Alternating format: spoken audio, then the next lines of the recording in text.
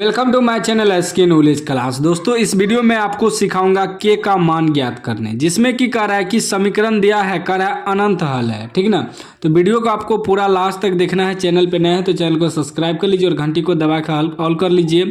दोस्तों यह सवाल बोर्ड एग्जाम में पूछ चुका है, 10th के बोर्ड एग्जाम में। ठीक ना, तो ध्यान से इस सवाल का आपको देखना है।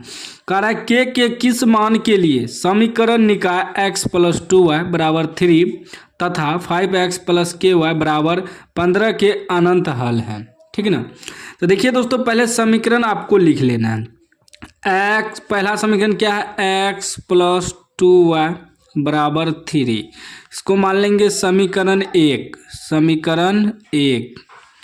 उसके बाद दूसरा क्या है, 5x + ky = 15, मान लेंगे समीकरण 2।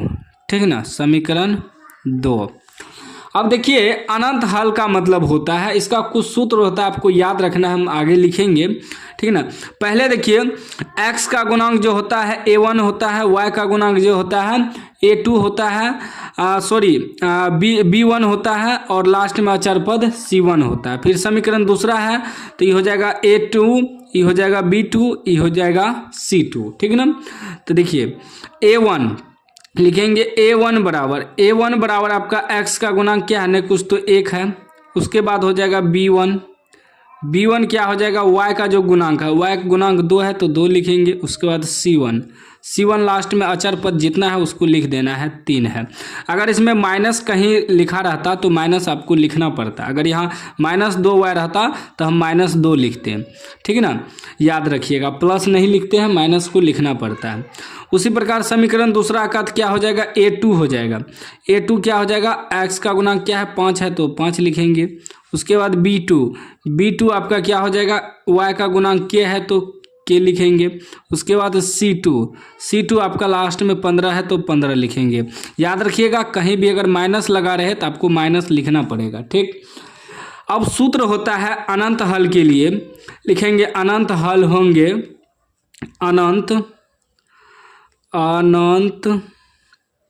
हल होंगे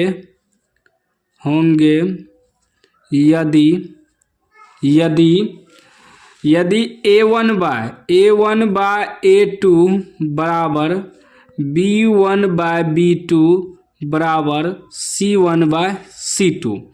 ठीक है ना, यह सूत्र होता है, याद रखिएगा। अनंत हल तब होगा जब a1 बाय a2 बराबर b1 बाय b2 बराबर c1 बाय c2 निकल जाए, तीनों बराबर। ठीक है ना, तो अब देखिए दोस्तों a1 कितना है, 1 है तो 1/a2 कितना है, 5 है तो 5 बराबर b1 बाय b1 आपका 2 है बटे b2 कितना है, k है।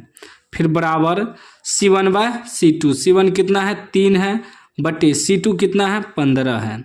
ठीक, अब ध्यान से आपको देखना है। अब देखिए हमें k का मान कह रहा है निकालने, सवाल में यहाँ कह रहा है ना k के किस मान के लिए।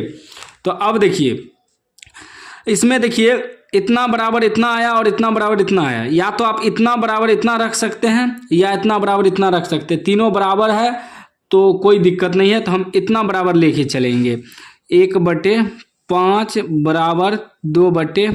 देखिए इतना बराबर इतना रखिएगा फिर भी k का मान निकलेगा, क्रॉस मल्टीप्लाई करेंगे, या इतना बराबर इतना रखिएगा फिर भी k का मान निकलेगा। तो किसी एक को हल कर सकते हैं रख के। ठीक ना, तो ये हो जाएगा क्रॉस मल्टीप्लाई करेंगे तो k गुना 1 क्या हो जाएगा, k बराबर 5 दूनी 10। ठीक ना, देखिए k बराबर कितना निकला, 10 ही आपका आंसर हो गया। अगर ऑब्जेक्टिव में पूछे तो ये ऑप्शन 10 मारना है। इसको भी थोड़ा हल करके हम आपको दिखा देते हैं। अगर इसको हल करते हैं 2/k बराबर 3/15 रख के तो आंसर वहीं जाएगा, क्योंकि तीनों बराबर है। तो अब देखिए इतना बराबर इतना रख के हल कर रहे हैं, k गुना 3 के बराबर 15 दूनी 30, 3 से कटाएंगे 10 बार में, k का मान वही आया ना 10 दोनों जगह, तो दोनों जगह सेम आंसर आया। ये लिख देना है अतः k बराबर 10 आंसर, ये आपका आंसर हो गया। या ऑब्जेक्टिव में पूछे तो जो भी ऑप्शन आपको मिल जाए बस उसमें टिक कर देना। तो इस तरह का सवाल आपको इसी प्रकार बनाना है। कोई भी डाउट हो तो आप कमेंट बॉक्स में पूछ सकते हैं, उसका रिप्लाई हम तुरंत देते हैं। आप लोग व्हाट्सएप चैनल में जुड़ जाइएगा, डिस्क्रिप्शन में लिंक है, ताकि बोर्ड एग्जाम से रिलेटेड कोई भी अपडेट आए तो हम उस व्हाट्सएप चैनल में आपको डाल देंगे। तो आप लोग जरूर जुड़ जाइएगा व्हाट्सएप चैनल, और टेलीग्राम चैनल को जरूर ज्वाइनिंग कर लीजिएगा। चैनल को आप लोग सब्सक्राइब कर लीजिए इसी तरह का, अगर मैथ का जो है सॉल्यूशन चाहते हैं तो।